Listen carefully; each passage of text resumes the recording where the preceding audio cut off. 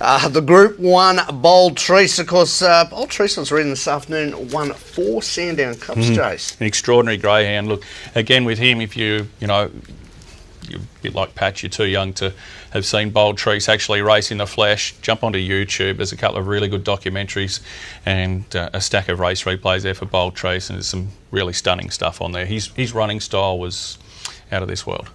All right, let's have a look at the market. And Boom Down, this is a really tight market, isn't it? Boom Down's at 330, 360 Blue Moon Rising, Blazing Cartier 460, a $5 Tornado Tears. They're your top 4 in the market. Tornado Tears, what did you think last week? I wouldn't say you have been, you certainly haven't been, in all seriousness, you haven't been critical of Tornado Tears, but you've said there's been a couple of question marks in recent runs. Do you think it's still got a race of this ilk in it? No, I wouldn't have. Look, I would have thought that last week was inconclusive in regards to his chances here. I mean, it was a slightly reduced field size and a much weaker field, and the old Tornado Tears, I think, would have won that race by probably 6 or 7 weeks last week. But again, he had trouble navigating Rajasthan on the turn. We'll have a look at that replay shortly. But the first one we're going to have a look at is Boom Down, Patch. And look, what you see is what you get with him. He's last away here in a field that had a number of other slow beginners in it. She Will Bloom, unfortunately, goes amiss in this, and well, Rip and Sam wasn't really that interested. Look, he goes 41.63, so he's the quickest qualified, Patch, but now he's got 7 dogs he's going to have to negotiate. I respect him completely and utterly, but I don't know whether he should be favourite.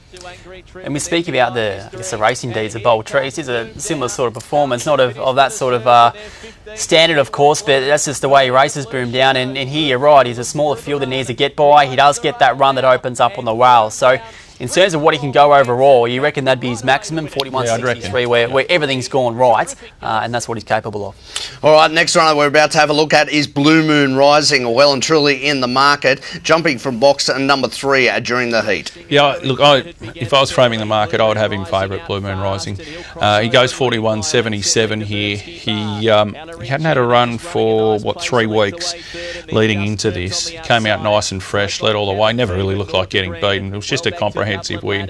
Again, with him, you know what you're going to get. He's probably just about the most consistent greyhound in training, Patch, and from a low draw, whatever beats him will just about win the race. He is the most respected stayer in Australia, I think, and faultless in this performance last week, where he just began well, and look, if he shows his sort of pace yet again, he's going to be holding the cards. And although it is a staying race and the strongest dogs often are better suited, still, I think, underrated how important it is to be out in front. And from what he did last week, he's going to be right there in the mix of it early. All right, let's have a look at the performance of Blazing Cartier last week, also in the heats. Well, the most astonishing part about this was that she jumped straight to the front. She went 6.04 early, which was the second quickest early split of the night, behind Blue Moon Rising 6.01. She does jump a lot better when she's got outside box draws. I went back and had a look at a number of her most recent efforts. When she's drawn the inside, I'm not saying she's reluctant to push up inside dogs, but as you can see there, she wants to race mid-track, Patch. I love where she's drawn here. Midnight Mystery, slow early, Just Term, slow early. And then she's got the 4 pace dogs in the race drawn inside of her. So look, I don't think she necessarily needs to lead like she did here. But I think this might be an indication that maybe, just maybe, her box manners have improved a bit. The question is this the norm? I think we saw her get away really well from box 6 last week, box 6 again. And the last time she got away that well, where else? She was drawing box number 6. Absolutely. So she does seem better suited out there. But again, the question is this the norm? I know you sort of thought yourself last week. You had to look twice to make sure it's the right dog. Yeah, and even speaking to, of course, kennel rep from the Rob Britton team, Peter Riley, he was as stunned as we all were.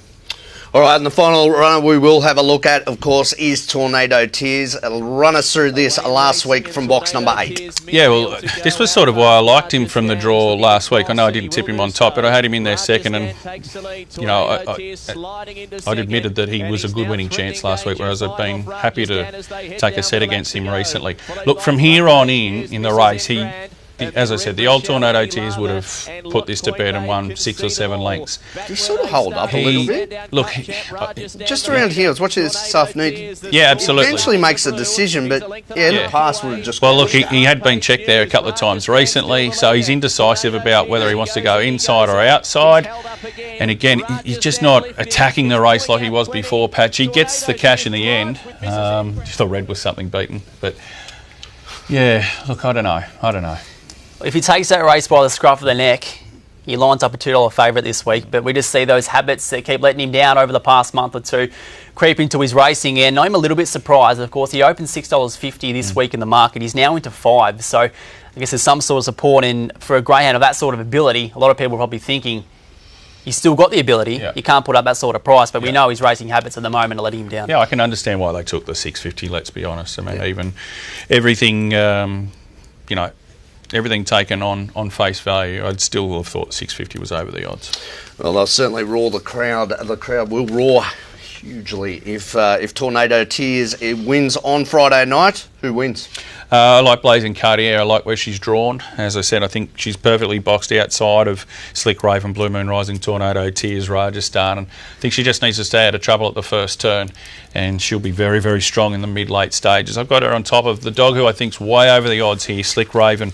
I should have pointed her out in the replay of Blazing Cartier last week. Now, she ran 16-17 to the first mark at Wentworth Park when she won there on debut a few weeks ago. Now, the night Blue Moon Rising ran 41.60 there. He went 6.12 to the first mark.